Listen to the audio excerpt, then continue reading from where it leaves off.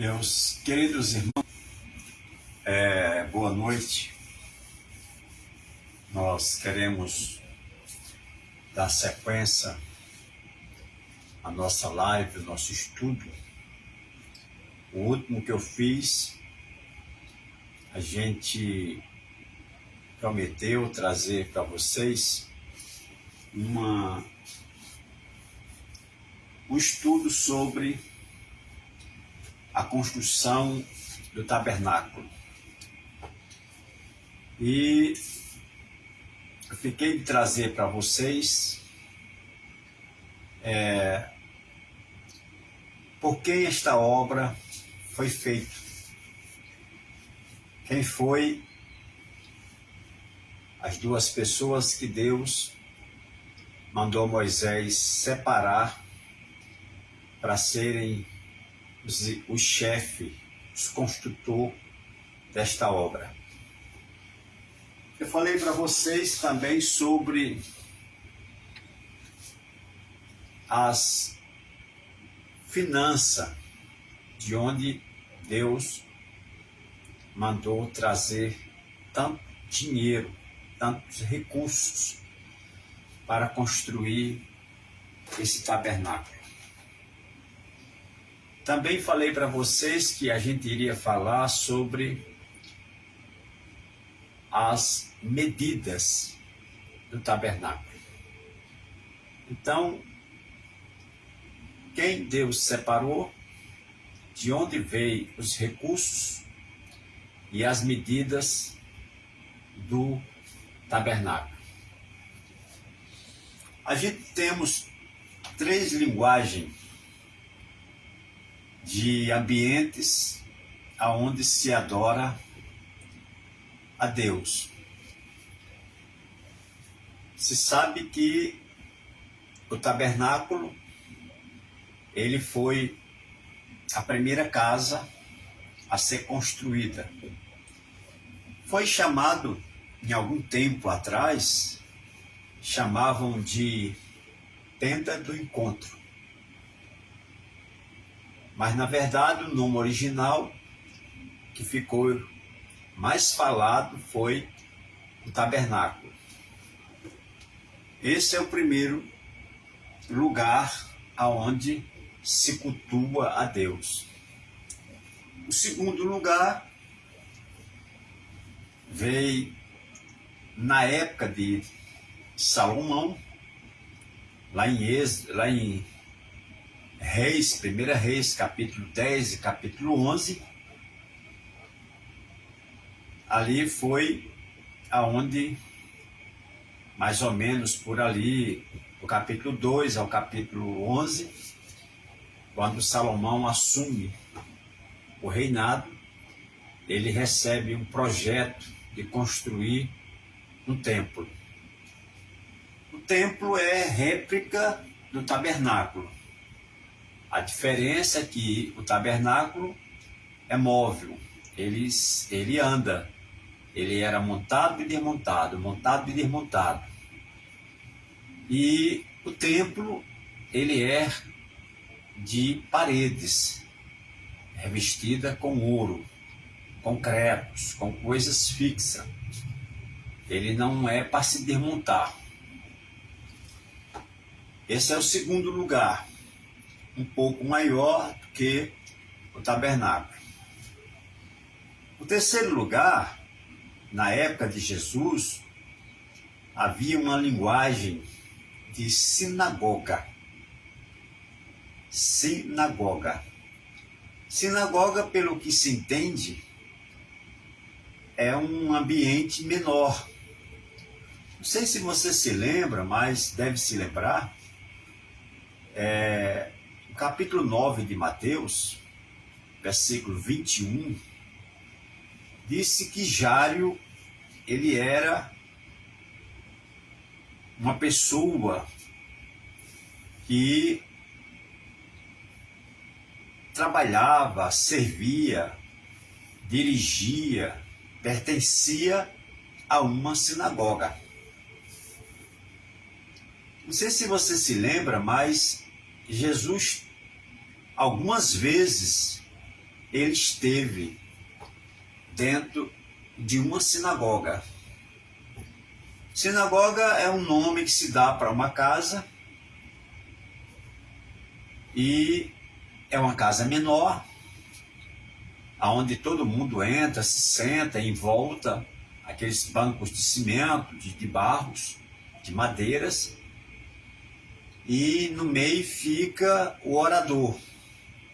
Jesus uma vez entrou e leu o livro de Isaías 61, entende? Então, isso é os 3 lugares que as pessoas iam para aprender a palavra de Deus e adorar a Deus. Então vamos agora entrar no assunto que eu havia falado, né? E eu havia encerrado a primeira live a respeito do tabernáculo. Eu falei sobre pessoas que são chamados de anônimos, que não estão na elite de frente. Pessoas que estão, sabe-se lá aonde e fazendo o quê. São pessoas que não aparecem. Por mais que ele faça, mas ele só executa projetos escritos por outros. Ele planta, mas não é ele que come da semente. Ele edifica, mas não mora na casa. Eu estou falando de uma pessoa que vive no anonimato. Então, para falar sobre essas 2 pessoas que Deus escolheu para começar essa grande obra, eu gostaria que você entendesse quem é essas pessoas. Eu disse para você que eles não estão no grupo de elite. O que é o grupo de elite? Você imagina quando Moisés saiu do Egito, ele saiu e ele, quando estava no Egito, já existia um grupo de elite. Ou seja, um ministério já havia sido formado. Tá?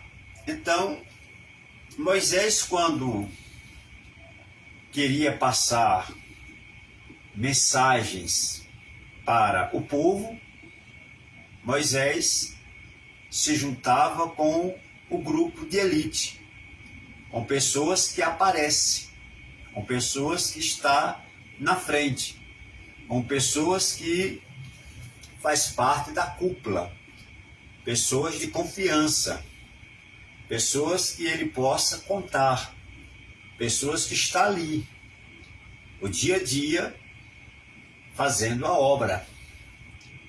Então, se por acaso Moisés entrar como um estranho entre os anciões, com certeza os olhares são muitos.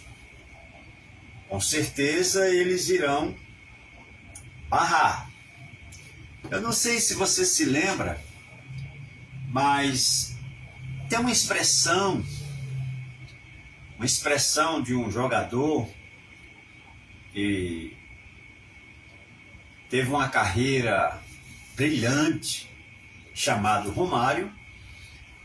Ele usou uma expressão em relação a um outro jogador que, quando entraram no avião, eu não lembro se foi a ida ou se foi a volta, na volta, Eu só sei que parece que essa pessoa queria ir na janela. É normal que quando você compra uma passagem de ônibus, a primeira coisa que pergunta no guichê é se a cadeira da janela se encontra vazia. Normalmente você quer a da janela. A visão é maior, tá? Você pode fechar a cortina e abrir, entendeu? Você é menos incomodado. Você que incomoda quando vai levantar, que vai ao banheiro, do ônibus, vai sair, você incomoda quem está do teu lado. Mas não é incomodado se quem está do teu lado sair, você permanece no teu lugar. É espécie de direito dos mais velhos, ou quem chegou primeiro pegou a janela. No avião é assim, no táxi, no carro, no ônibus, sempre é assim. Então esse jogador, ele parece que foi o Edmundo, não estou lembrado, acho que sim, ele parece que desejou ir na janela. Aí Romário usou aquela expressão, que ele ainda não tinha nem entrado no avião, já quer ir na janela, uma coisa mais ou menos assim. O que ele quis dizer com isso é que o direito de ir na janela é de craque, mais ou menos assim. Então, perceba que o anônimo, ele não é dali, não está ali, não é chamado para ali e não faz parte do grupo de elite. Ou seja, ele não é obreiro, nem está junto com os obreiros. Então, se Moisés entrasse com um estranho e colocasse ele ali e desse a ele uma responsabilidade, com certeza os 70 anciões, os cabeças de tribos, porque Israel tem 12 patriarcas, que é formado cada tribo um cabeça, então eles iriam expulsar a pessoa dali. Se você pega o capítulo 24 de Êxodo e você lê ele todo, ali só tem os 3 grupos de elite mencionado da parte de Deus, orientado por Deus para levar. Só tem Arão, família de Moisés, os 2 filhos, futuros sacerdotes, os 70 anciões. Então, ali é um grupo de elite. Só que, perceba, o que é Deus, como ele é. Esses 2 rapazes são nascidos de tribos diferentes, tá? São nascidos de tribos diferentes. Um é da tribo de Judá, é a 4ª tribo. É a tribo que ganhou concessão, isto é a tribo de onde saiu o leão, rei dos leões, Jesus Cristo. O Messias saiu da tribo de Judá. Então, um é da tribo de Judá. O outro é do terceiro casamento de Jacó, de uma moça chamada Bila. Bila teve 2 filhos, que foi Dan e Naftali. Então, essa tribo Dan, que é uma tribo, um é dessa tribo e o outro é da tribo de Judá. É como se fosse um do casamento legítimo e o outro do casamento contratual. Então, você percebe que esses 2 rapazes, eles não estavam na relação de escolha, de preferência da parte de Deus. Eles não estavam lá. E aonde é que o texto, aonde é que o capítulo 24 de Êxodo explica aonde eles estavam? Explica. A Bíblia tem resposta para tudo. Quando a Bíblia não tem resposta para tudo, o autor dela vai e revela. Porque talvez ali você enxergue apenas 9, mas o 10º está um pouco na frente, você não enxergou. É igual o servo de Eliseu, vai lá fora e vê só inimigo. O Espírito Santo não tinha mostrado a ele os amigos do profeta. Então, quando ele entrou, que o profeta orou por ele, mandou o Senhor abrir os olhos dele, que ele abriu, ele viu os inimigos do profeta e viu os amigos do profeta, que era o número maior. Então, a Bíblia diz aonde estavam esses dois moços. Esses dois moços, eles não tinham nome, porque era anônimo. Anônimo não tem nome. Anônimo é chamado de bichinho. Chama o bichinho para mim. Ou aquele rapaz. Aquele rapaz, sim. Ou se não, é chamado de o moço. Chama o moço aí que eu quero falar com ele. E quando ele passa e não escuta, a palavra que se diz é: ei, ei, ei, ei. É com você que eu quero falar. Porque o anônimo, ele já é chamado de anônimo porque ele não tem documento. Porque o nome de uma pessoa é o documento. Se eu chego para uma pessoa e digo assim, seu nome, e ele fala Pedro, pronto. Ele me disse o nome dele. Dali em diante é Pedro. Até então eu posso chamar ele de seu bichinho, seu Zé, ou Severino, porque normalmente as pessoas que estão na classe dos anônimos, eles estão no deserto. Eles podem ser chamados de qualquer coisa. Então quero que você entenda que esses dois moços, eles estavam lá, mas não estavam na relação que Deus mandou que Moisés escolhesse para subir no monte. Que Deus contava com esses dois. Só que veja como Deus é. Deus é muito diferente. Tá? Ele é muito diferente. Ele é tão diferente que isso é uma característica de Deus. Imagina só como Deus é diferente. Na época de Golias, se fosse uma briga justa,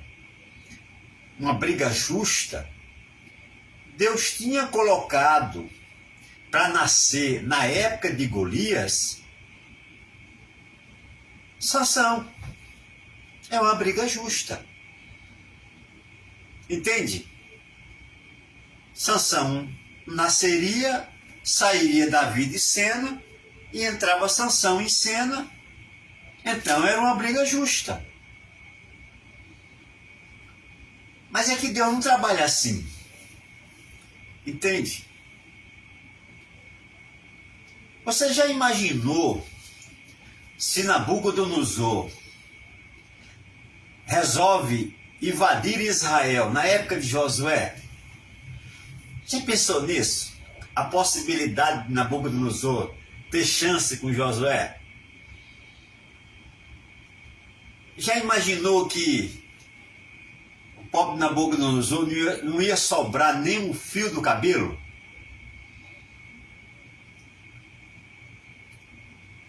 Você já imaginou que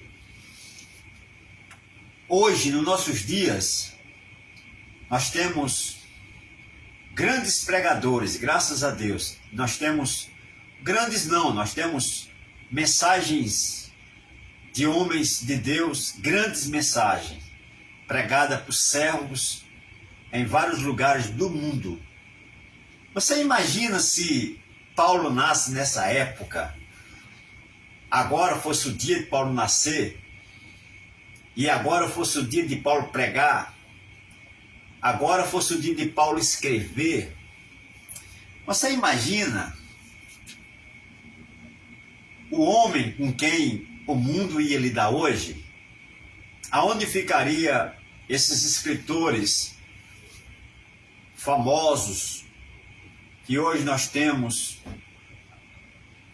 em grande estima, homens de Deus, de grandes conhecimentos? Como ficaria Gunavir Neuberg, que veio ao Brasil abrir a Assembleia de Deus, fundar aqui, trazer a igreja de lá para cá? Imagina onde fica Calvino, onde fica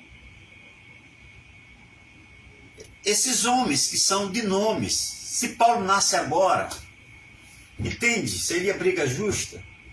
Só, irmãos e amigos, Deus não trabalha assim. Deus trabalha diferente. Por que ele trabalha assim? Porque Deus não tem competição. Ele não tem ninguém que faça com ele uma competição. Isto é, ninguém compete com Deus. Deus não tem inimigo. Ah, mas o inimigo é inimigo de Deus. Não, Deus não tem inimigo. O inimigo, o que você chama de inimigo, ele é o diabo. Mas não é inimigo de Deus. O que eu quero dizer com isso é que ele não tem poderes para medir força com Deus. Não tem nada. E o nada que ele tem não é nada. Ele é muita coisa para mim, para você. Aí sim, aí é complicado você brigar com Satanás. Como eu vejo muitos amigos e colegas, às vezes, no auge da palavra, no auge da fé, e jogam o pezão 44 na cabeça do diabo. Aí quando é no outro dia, o diabo joga um 66 e ele fica anos e anos prostrado. Deus não tem inimigo, porque ninguém tem como medir força com ele. Entende? O que eu quero dizer para você é que esse rapaz, os dois rapazes, pertencem a uma tribo. A primeira tribo é Judá e a segunda tribo é Dan. E esses rapazes só passaram a ser alguém na vida quando lá em cima do monte Deus começa, depois de tudo que mostrou para Moisés, lá em Êxodo 25, versículo 9, a ordenança é fazer conforme o que ele viu, as medidas que ele viu, o que foi passado para eles, lá em cima, enquanto esses dois rapazes estavam dormindo, nas casas deles, nas tendas deles, porque eles estavam no meio do povão, porque o anônimo está no meio do povão. O anônimo é o que lava carro, o anônimo é o que fica lá vigiando os carros, o anônimo é o que está com a luvinha azul, branca, lavando o banheiro, o anônimo é o que coloca uma água no púlpito, o anônimo é o que olha a criança enquanto os irmãos cultuam, o anônimo é o que está na cozinha, é uma anônima, está lá lavando louça, fazendo comida para os pregadores. Então esses anônimos não aparecem. Por quê? Porque até pelas vestes eles são diferentes. Eles não usam roupas cheguei, colorida. Eles usam roupas normais, comum, mais simples possível. E eles nunca olham para cima, está sempre olhando com a visão mais para baixo do que para cima. E eles nunca chamam a pessoa de você. Sempre chamam uma pessoa de senhor. Senhor, senhor, senhor, senhora, senhor, senhor, senhor. Esse é um anônimo. E o anônimo, mesmo ele estando certo, ele pede favor. Por favor, é possível. Se der, Deus. Se não der, tudo bem.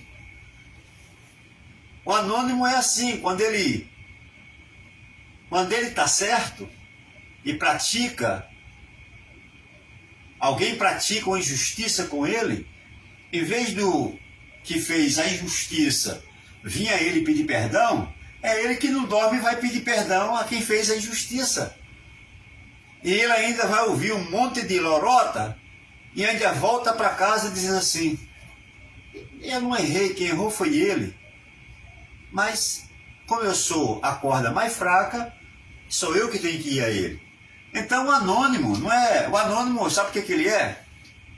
Sabe onde ele está? Você conhece aquelas casas, já entrou em corredor de apartamentos? Já viu que a maioria dos apartamentos tem um tapete lá. Está escrito assim em cima do tapete: bem-vindo.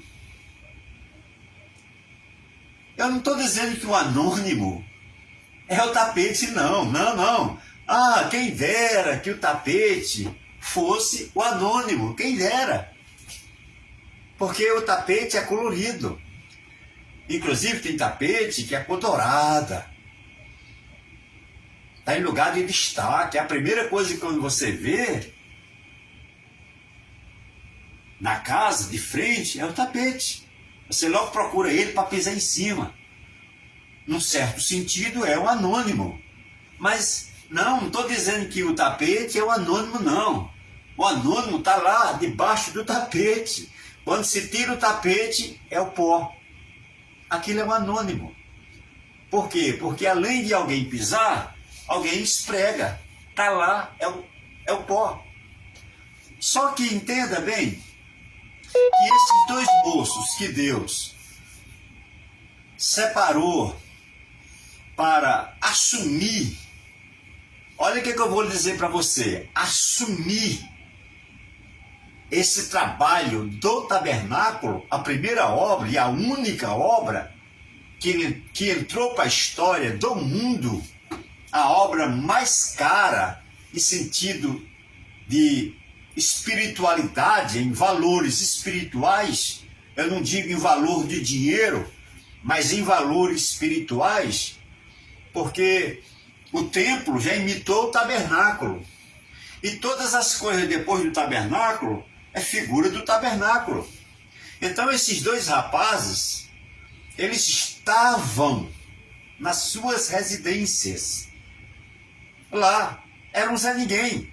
Só que lá em cima no céu, ou lá em cima do monte, Deus estava falando com Moisés o nome deles.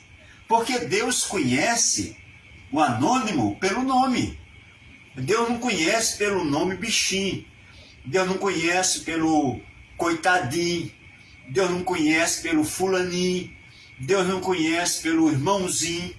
Deus não conhece pelo obreirinho. Deus conhece pelo nome. Porque aquilo que é comum,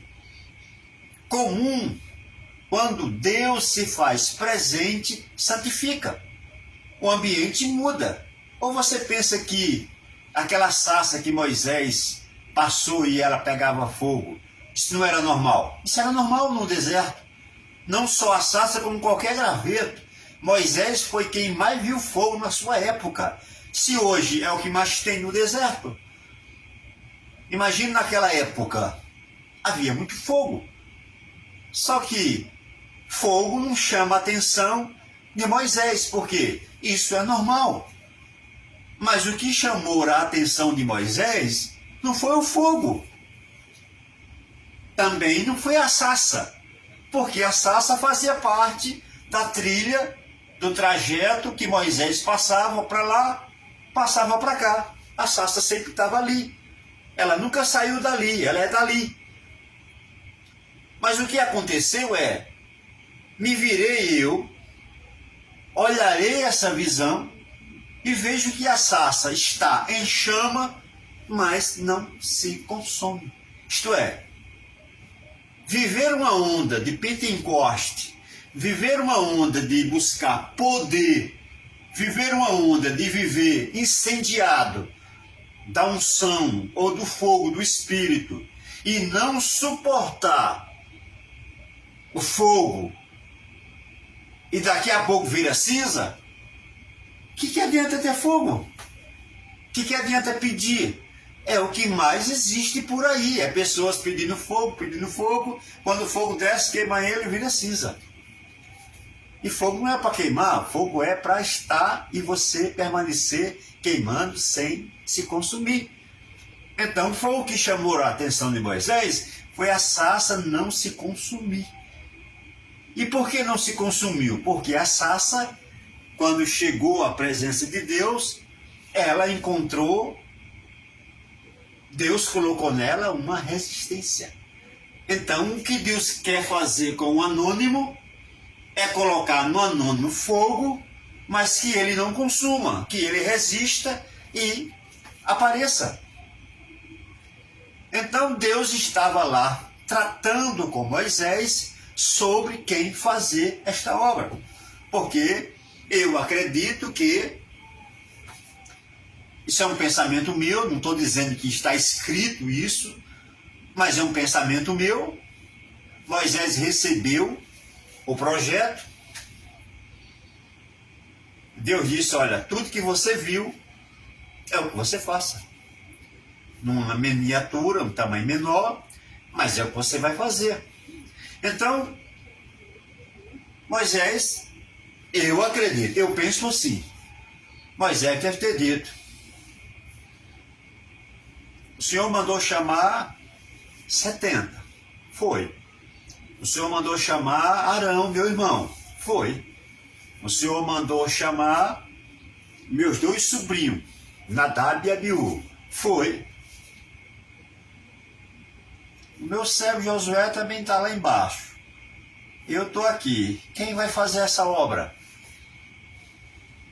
Entende o que eu estou dizendo? Eu estou conjecturando, estou imaginando o que provavelmente possa ser que isso aconteceu. Mas, pastor, não está escrito. Eu não estou dizendo que está escrito, eu estou dizendo que eu estou conjecturando, não estou afirmando, estou apenas lendo um pensamento que corre uma possibilidade disso ter acontecido.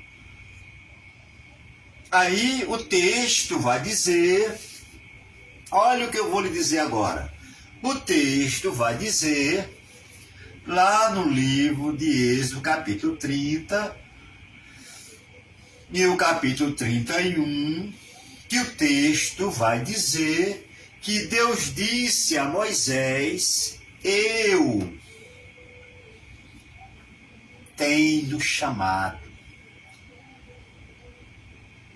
Eu tenho chamado. Espera aí, ainda ia chamar. A expressão deveria, eu vou chamar. Deus nunca trabalha depois, Deus trabalha antes. Quando Deus mandou Samuel, lá em 1 Samuel 16, Deus mandou ele ungir Davi. O que está escrito ali não é uma expressão fácil de se entender, mas se entende que a expressão que está ali escrito é exatamente esta. É exatamente esta. Enche o teu vaso de azeite e vem. Ora, não era Deus falando com Samuel? Era. E se Deus está falando com Samuel ali, o certo não era Samuel ouvir uma outra expressão e não essa de vem? É que quando Samuel fosse, Deus já estava lá. Eu não sei se você entende, mas você vai entender. Quando Deus disse a Samuel, Samuel vai ao encontro de Saul E Deus disse: Saul acabou de transgredir. Saul acabou de perder o reinado dele. Então, Deus disse a Samuel que dissesse a Saul.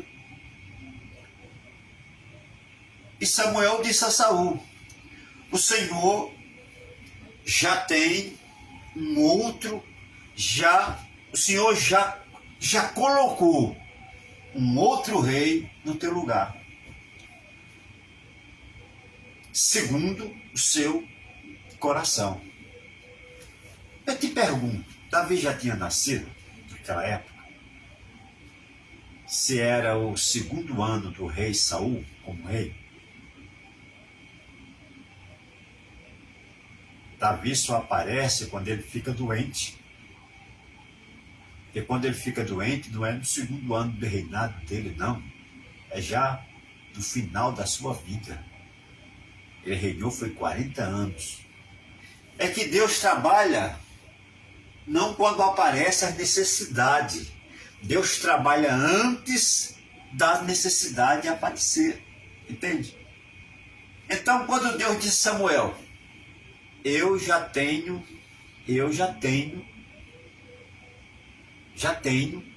dois moços. O primeiro chama-se Bezaleel, da tribo de Dan. Aparece o nome aí. Ele passa a ser alguém aí. Ele sai da escuridão e vem para a claridade. Bezaleel. E Deus faz questão de dizer: da tribo de Judá. E o segundo, eu tenho posto com ele, como companheiro dele, Eliabe, da tribo de Dan. E eu, Senhor, vou encher ele de sabedoria, do meu espírito de conhecimento, para ele criar invenções na sua cabeça para construir essa obra.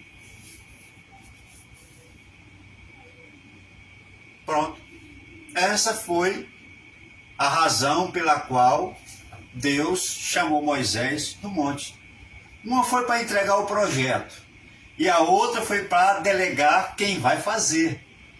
Então, essa primeira proposta do meu estudo, do estudo que nós estamos falando, a primeira foi quem vai fazer esta obra.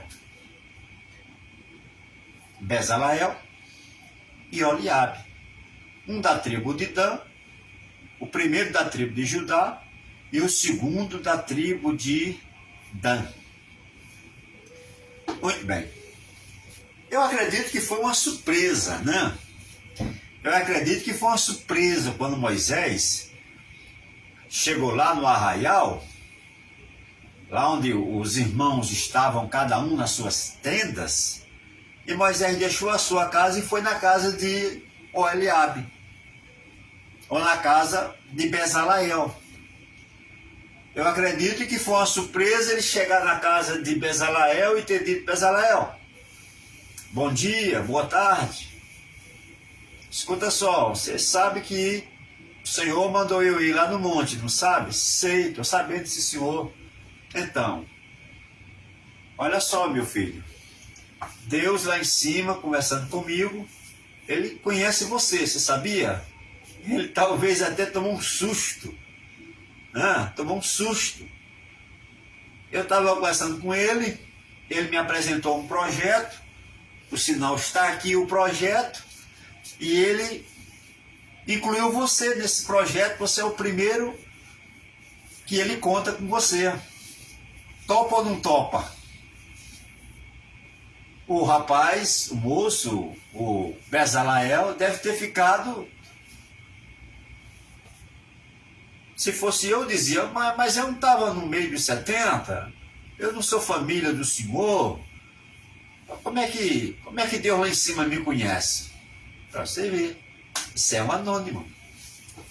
A mesma coisa aconteceu na casa do Eliabe.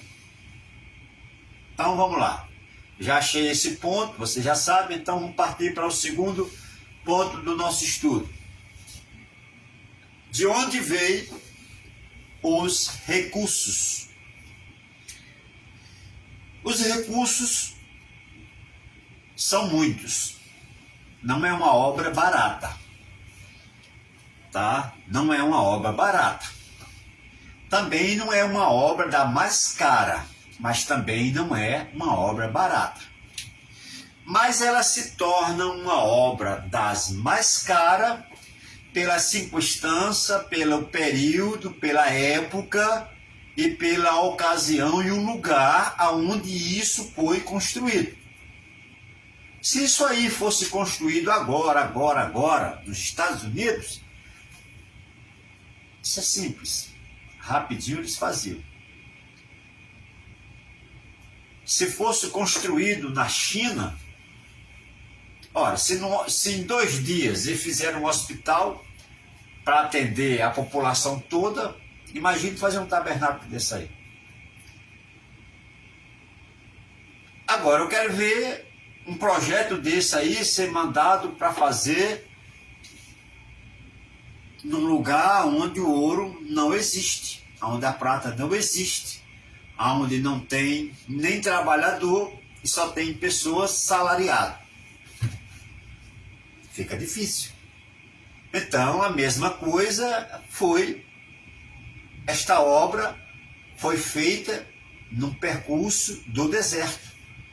Se caminharam 40 anos, então tiraram 1 ano para fazer esta obra. E esta obra, ela foi planejada para se fazer depois daquela adoração ao bezerro. Depois daquela adoração ao bezerro, é que Deus instruiu para que essa obra fosse iniciada. Então, começa por onde os recursos? Meu querido irmão, as pessoas falam muito em dinheiro, em valores. A nossa cultura aqui no Brasil, a gente estranha muito quando um pastor pede. Isso é normal. As pessoas estranham, principalmente a forma que eles pedem, estipulando valores e criando até barganha. Existe até uns que falam assim: eu comprei aqui tem 1000 chaveirinhos. Cada chaveirinho tem um tijolo. Eu quero lançar a campanha do um tijolo para Deus. Então, um chaveirinho desse custa R$300. Você leva o chaveiro e deposita R$300. Faz um Pix. Bota na salva aí.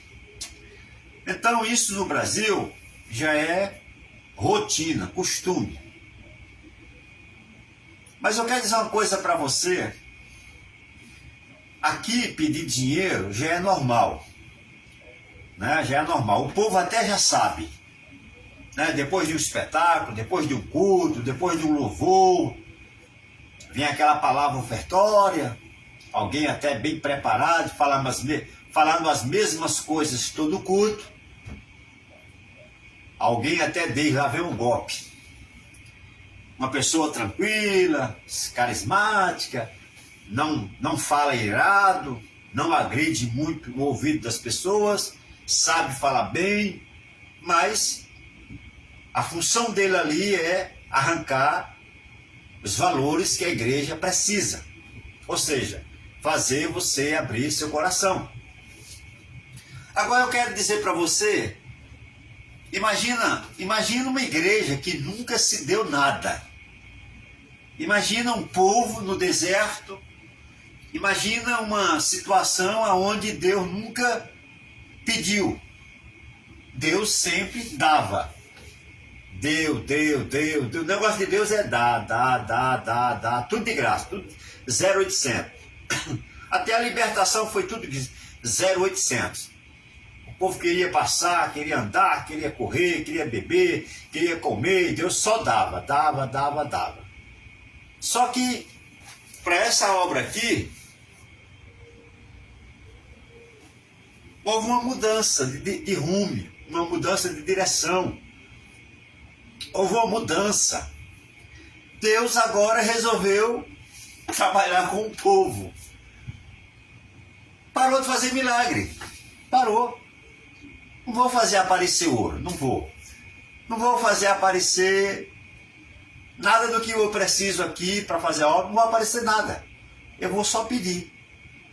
Então quem pediu foi Deus. Você sabia que os 5 livros são chamados Pentateuco? Foi escrito por Moisés, é verdade. Mas sabia que 95% não é Moisés que fala? É Deus quem fala? Sabia disso? Que se aquilo ali fosse escrito, Deus falando, os 5 livros têm uma possibilidade de ter só em preto o livro de Gênesis, o livro de Gênesis está em preto, cerca de 65% preto. Mas depois, até Deuteronômio, tudo vermelho. E 1% em preto, quando Moisés falava. Porque é Deus falando tudo. Não é Moisés falando, é Deus falando. Então ele pediu. Deus pediu. E olha que ele começou. Ele começou com o teto lá em cima. Ele começou com a maior oferta.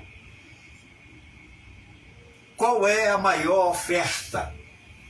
A maior oferta é a que, com ela eu construo uma aliança, chamada ouro. Então essa é a maior oferta. Ele também pediu a menor oferta. A menor oferta e a oferta mais barato. Baratinha. Todo mundo tem em casa. Por que Deus fez isso?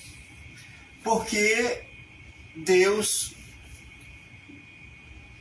está contando com a contribuição do povo,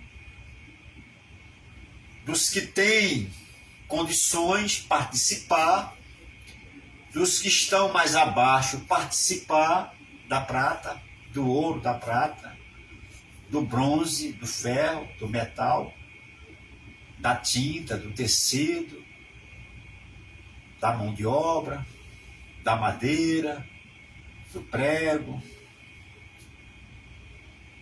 Então, da linha, do sabão. Então, tudo ali foi contribuição. Mas o que é bonito em Deus?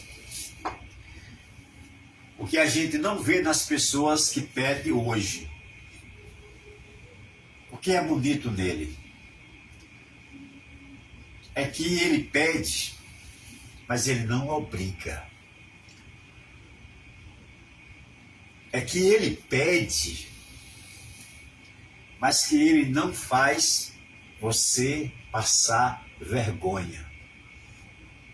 Ele não usa a expressão usada hoje, se você não tem, peça do lado emprestado. Isto é, de uma forma ou de outra você tem que doar. Ele não faz isso. O que Deus não faz é o que as pessoas hoje costumam fazer, baganha. Você me dá que eu te dou isso. Não, Deus não faz isso.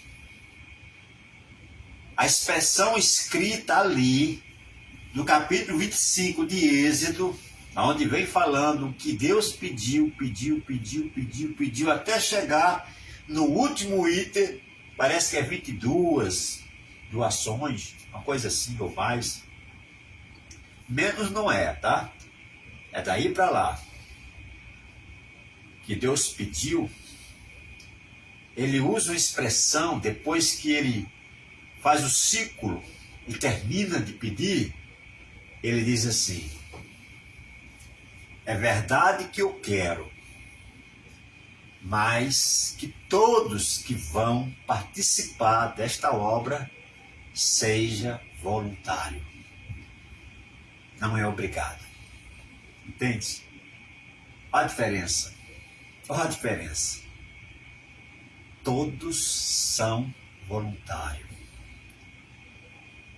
Coração tranquilo, que tem amor, com singeleza de coração,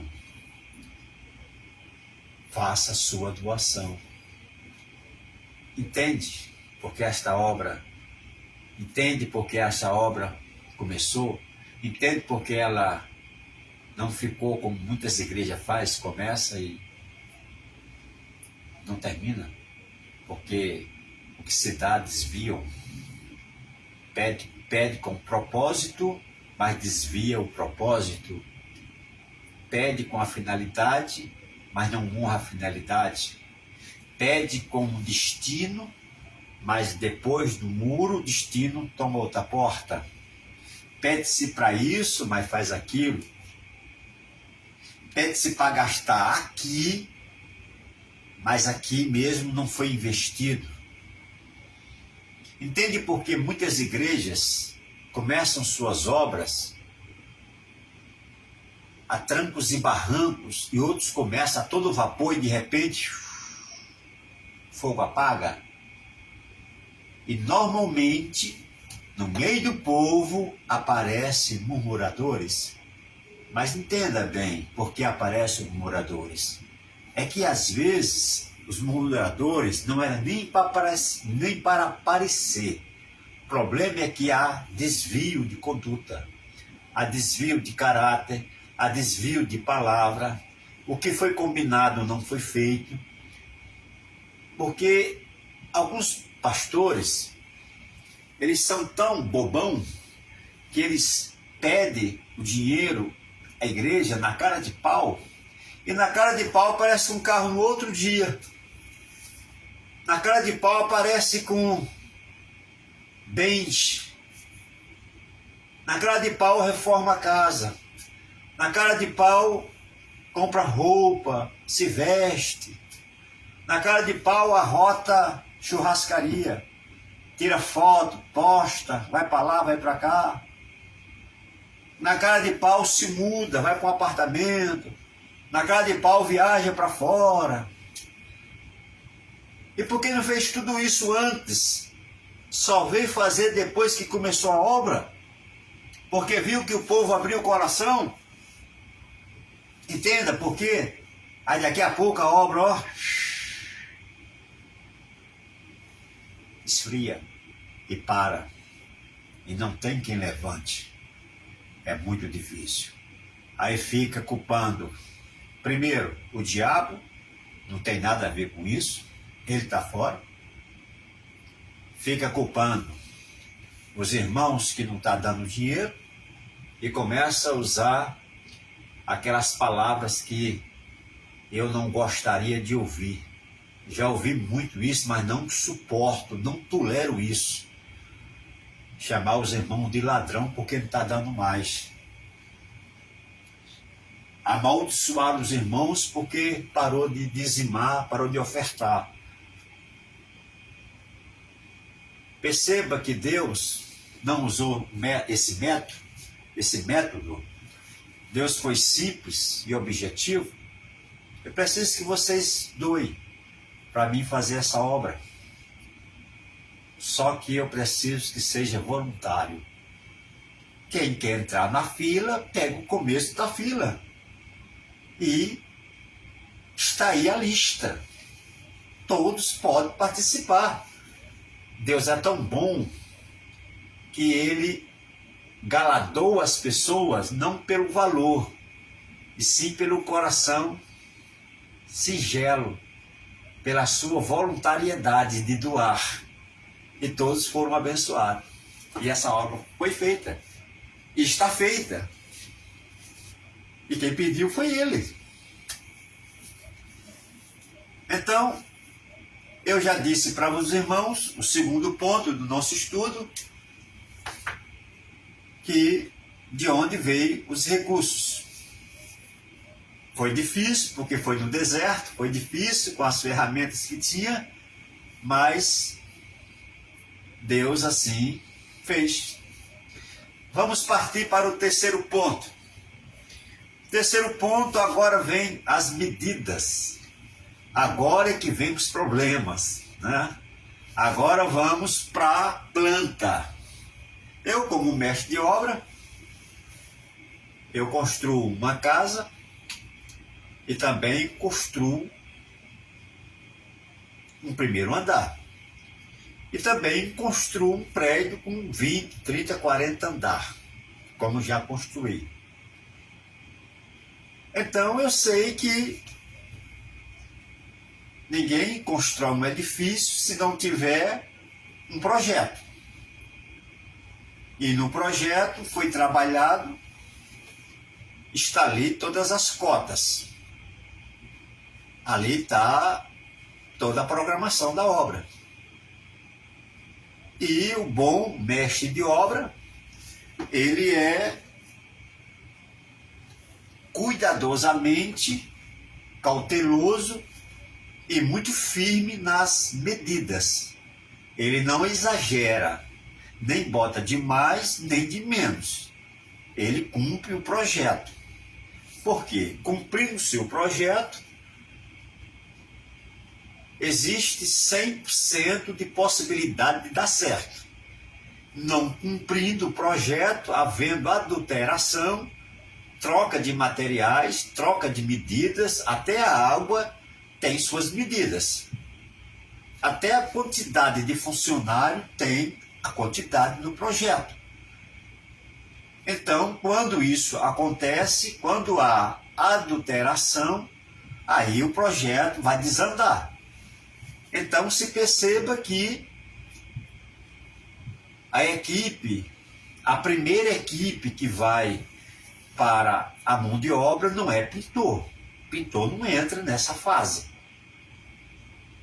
Também não é alvenalieiro, aquele pessoa que trabalha só com alvenaria. Não é essa pessoa não entra nesse projeto porque ainda não está na fase da alvenaria. Também não entra os carpinteiros. Carpinteiros também não está no começo da construção. Ainda não é a parte de entrar a carpintaria. Também não entra a ferragem, ferreiro. Ferreiro também não está no começo.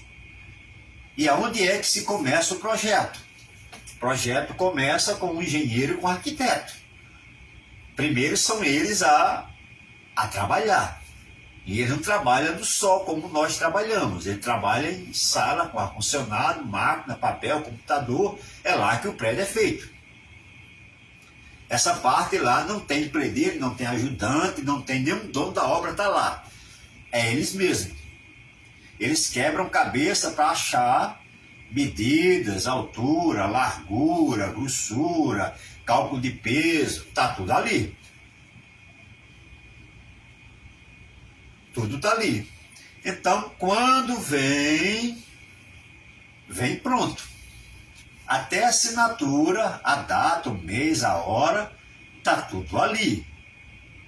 Os arquitetos, os engenheiros bons, eles calculam até o custo da obra e o custo. E colocam uma margem de erro para mais, para que não haja erro. Até as chuvas no mês chuvoso, eles colocam, porque um prédio, dependendo de 40 laje, é obra para 4 anos. 3 anos e meio para 4 anos. Eles colocam tudo isso aí, colocam os feriados, as festas, tudo aí, para bater meta. Entende? Então percebe que depois disso aí vem o estudo de solo. Então vem as máquinas, para depois vir carpintaria, depois vem ferreiro, carpintaria, vem junto. Vem a armação de colunas, laje e vigas e vai embora. Depois vem predeiro para alvenaria. Depois vem os que faz só em bolso. Tanto fachada, como interno, como externo. Aí entra, antes disso aí, na época da alvenaria, entra os bombeiros, hidráulico. Entra o esgoto e entra o hidráulico. Entra elétrico. E o bolso é já tudo dentro da parede. Aí vem embolso. Hoje não se embolsa mais edifícios por dentro. Antigamente era dentro e fora. O que se bota agora por dentro é gesso. As paredes são revestidas de gessos. Já fica embaçado. Antigamente era embolso grosso mesmo, vinha pintura para embaçar. Tá? E antigamente se fazia muito prédio para tinta. Hoje usa muita cerâmica, até que agora diminuiu um pouco, agora textura, até chegar o nível, tudo. Então vamos lá. Mas tudo tem uma medida. É isso que eu quero falar para você. O projeto tem números, medida, tem cota, tem isso. Então, vou explicar para vocês aqui. Essa é a última parte do estudo, para depois a gente entrar para as peças, tá? O tabernáculo tem, tá? As medidas do tabernáculo, a largura de frente dele, são 22 metros e meio. 22 metros e meio. Tanto na frente quanto atrás. 22 metros e meio. Eles são divididas em 10 cortinas. 3 de um lado e 3 de outro. 3 com 3 dá 6. Tá faltando o quê? 4. Então, 4 cortinas é a entrada. E essas 4 são cores diferentes, para ficar identificado a entrada. Como essas cortinas são? Elas são cortinas na largura de um pilar para outro, são a frente é 22 metros e meio. Então, são colunas, são 10 colunas. 10 colunas, 20 por 20, com a base de bronze na altura de 2,5. Então, de uma coluna para outra, vem uma cortina. Essas cortinas não são costuradas, nem pregadas. Elas são postas em argola, para tirar. Montar e desmontar. Se lembra que tudo aqui se coloca e se tira, coloca e se tira, para durar a vida toda. Enquanto existir as peças, vai existir isso aqui. Então são 10 cortinas na frente, 3 brancas, 6 brancas, na largura de 2 metros. De largura, 2 a 2,20 por 2,50 de altura. Essa altura é a altura que um homem em pé não veja lá dentro. Elas estão escondendo o que está dentro.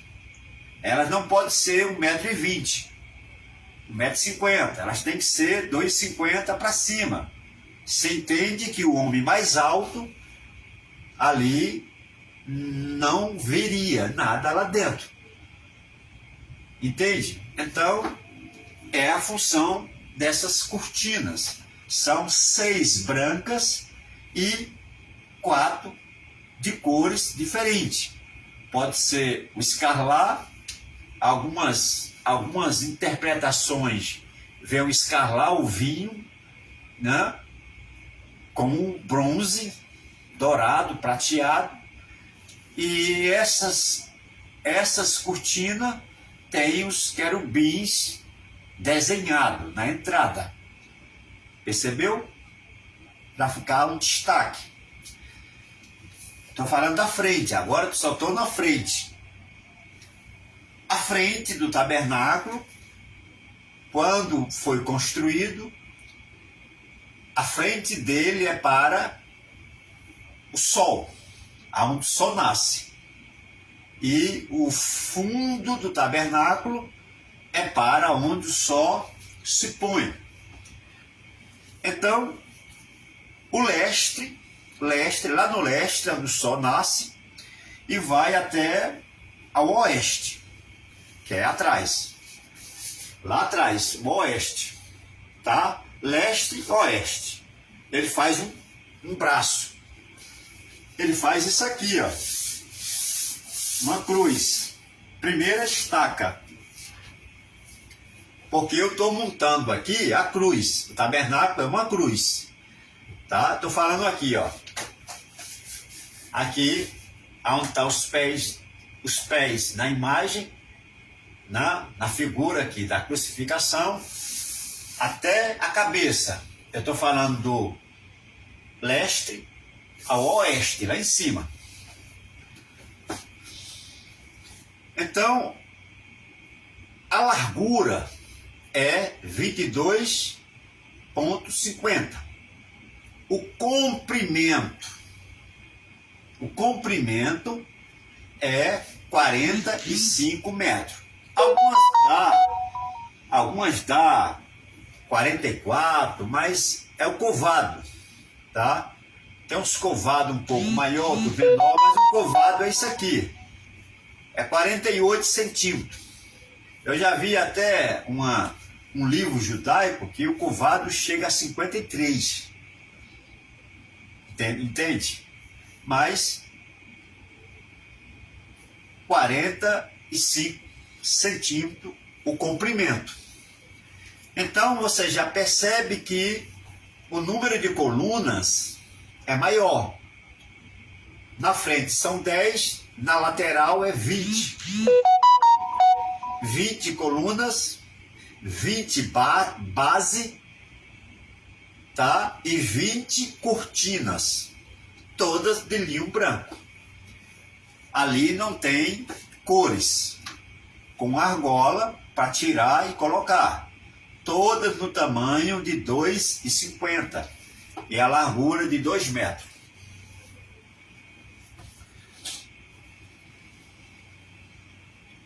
Então, a gente já fez o quadrado, tá certo?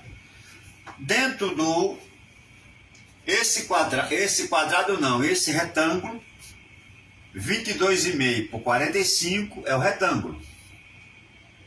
Agora vamos colocar dentro a tenda, porque isso aí é chamado de pátio. Isso aí é só o pátio. 22,5 por 45. Isso é o pátio, aonde os sacerdotes circulam. Mas vamos colocar dentro a tenda.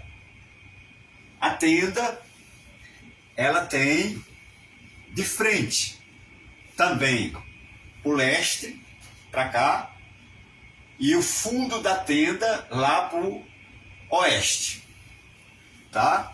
Então a tenda tem 4,5 na frente por 13,5 para o fundo, entende? Na frente da tenda, ela tem 5 pilares. 5 pilares.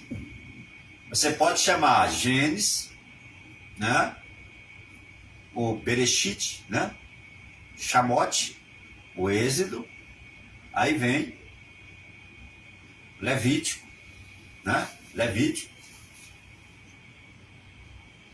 Aí vem Número e vem um Devarim, Deuteronômio. Então você percebe que as 5 colunas, se fosse chamar o Pentateuco, seriam os 5 livros. Essa aí é a frente. Essa tenda recebeu as quatro cores. As quatro cores, tá? As quatro cores para cobrir essa tenda. Entende? Essas cores que cobrem são cores viva e bonita. Só que a última cor é uma cor de pele de texugo. É uma cor, é um tipo marrom, que de longe, se alguém enxergasse o tabernáculo, alguém visse, não veria coisas que chamassem atenção. Parecia mais com a pedra coberta, com lençol. Só que Deus bota as coisas de valores em vaso de barro. Porque quando alguém quer roubar qualquer coisa, geralmente eles só acham porque está escondido. Se você deixa um Rolex simplesmente em cima de uma mesa com um prato emborcado em cima, o camarada vai procurar na cama e vai quebrar todo o móvel da cama lá, tudo que for lá de móvel lá, vai quebrar para achar o Rolex. Mas ele passou pela mesa 20 vezes, até tomar água na geladeira. E o Rolex está debaixo do prato. Entende? Se você pegar qualquer valor que você pegar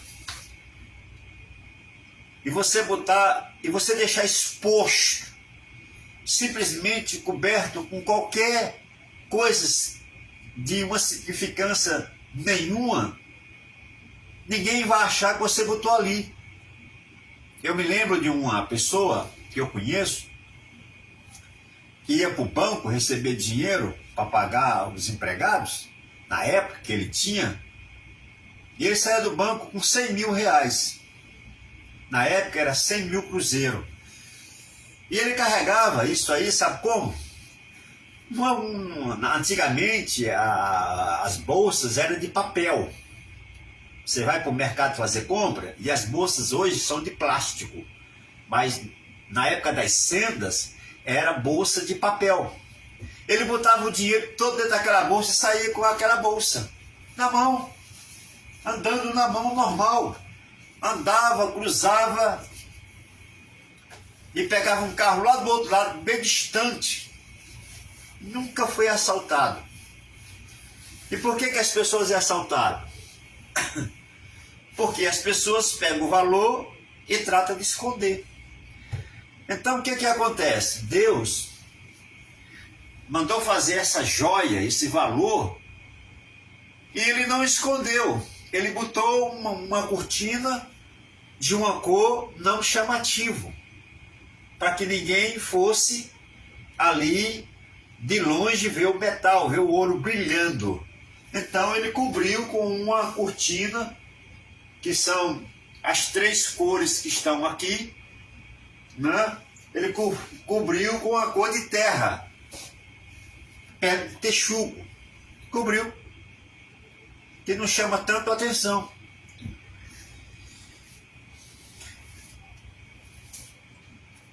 Essa tenda aqui, ela é dividida em 3 espaços.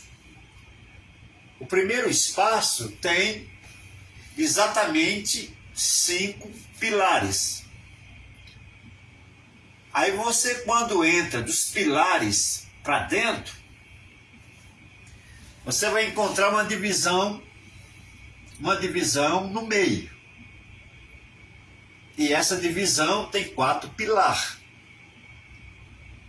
De um pilar para outro há um véu. E os antigos judeus, os estudiosos, diz que esses véus têm cor. Começa com um vermelho, com escalar. Depois vem o marrom. Depois um azul celeste. A última um branco, de linho puro. E segundo algumas interpretações já existentes, é que essas cores representam os escritores dos 4 evangelhos. Mateus, que escreveu para os romanos, rico, é o vermelho. Marcos, que escreveu para os judeus e romanos, pobre, é o que se veste de marrom, servo. E Lucas, que escreveu para os estrangeiros, para os gregos, é o azul, o homem perfeito. Tudo que a Grécia buscava era um homem perfeito. E João, que escreveu para todo o povo. João é universal. Escreveu o linho branco, mostrando a pureza que é de uma pessoa vestida de branco. Isso é a natureza, as cores, fala da natureza de cada livro. Só que agora vem as colunas, que também são 4. As colunas também apontam para os escritores, para a pessoa física de cada um.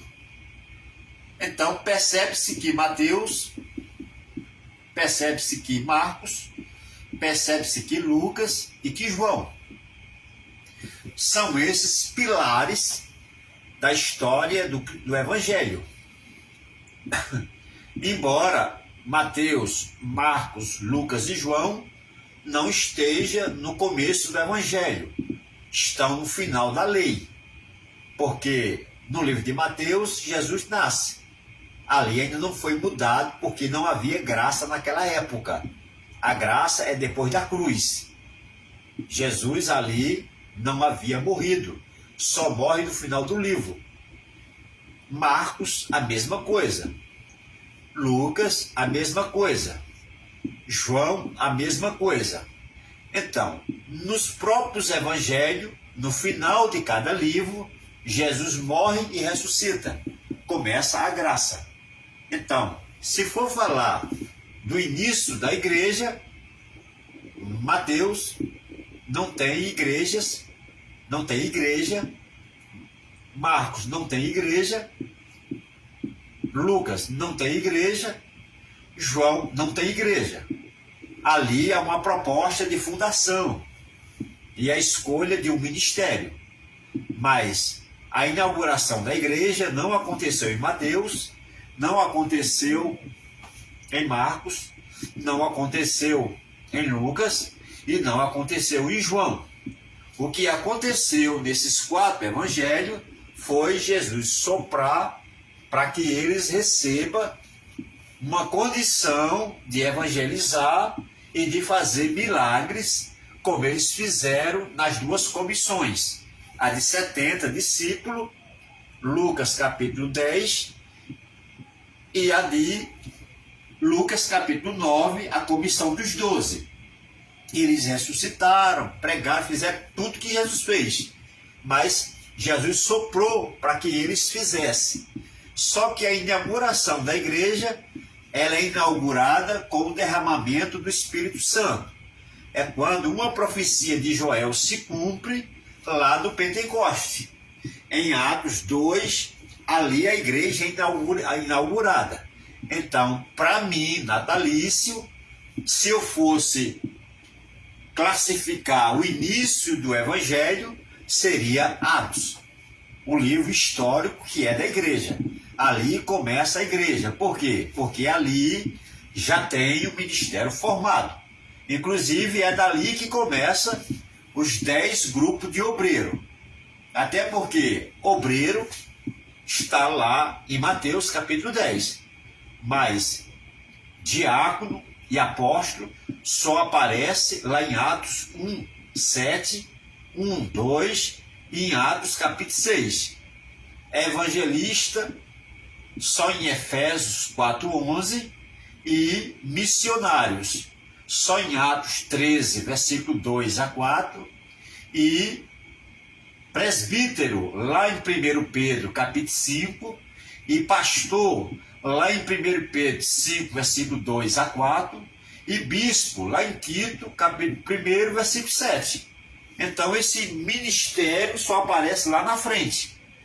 E os dons do Espírito Santo não aparecem nem em Marcos, nem aparece em Mateus, nem em Marcos, nem em Lucas, nem em João. Só aparece em Coríntio, com a chegada de Paulo.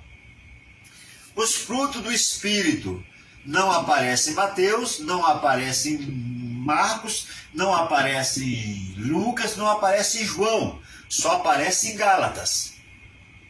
Então, a igreja mesmo, o evangelho só começa as engrenagens em Atos.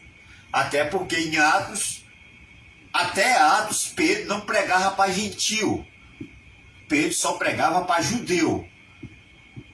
Só que em Atos 10, Pedro é obrigado a pregar para gentil. Porque foi Jesus quem disse. O evangelho é para todos e não só para judeu. Mas eles tinham aprendido nos 4 primeiros livros, final da lei, que era só para judeu. Só que a expansão é dividida em 4 terras. Se lembra de Mateus 13, das 4 sementes? Atos 1, versículo 6 a 11, Jesus fala: vocês começam em Jerusalém, vocês vão para a Judéia, vão para Samaria, mas não se esqueça de ir aos confins da terra. Aí está a programação da igreja. Então, percebe-se que essas medidas aí, que eu falei para vocês, são medidas todas dadas a Moisés no capítulo 25, para que essas medidas fossem feitas. Agora, vem as 6 mobílias, que são mobílias que faz parte dessa tenda, chamada tabernáculo, tá certo? Então, Deus abençoe os irmãos, tá? Tenha uma noite abençoada, e o próximo estudo é o terceiro estudo, nós vamos falar das mobílias, dos móveis da casa, né? Quem é o primeiro, quem é o segundo, quem é o terceiro, quem é o quarto, quem é o quinto, quem é o sexto, e aonde essas mobílias são colocadas. Televisão normalmente fica na sala, cama normalmente fica no quarto, sofá normalmente fica na sala. Ah, mas tem sofá de quarto? Tem, mas normalmente na classe média, no quarto não tem sofá, porque se botar o sofá não cabe a cama. Fogão nunca fica na sala, fica na cozinha. Então as mobílias seguem também uma coordenação. E tudo isso aí foi coordenado por Deus. Nada foi da cabeça de Moisés. Entende? Isso fica para o próximo estudo. Deus abençoe e até a próxima.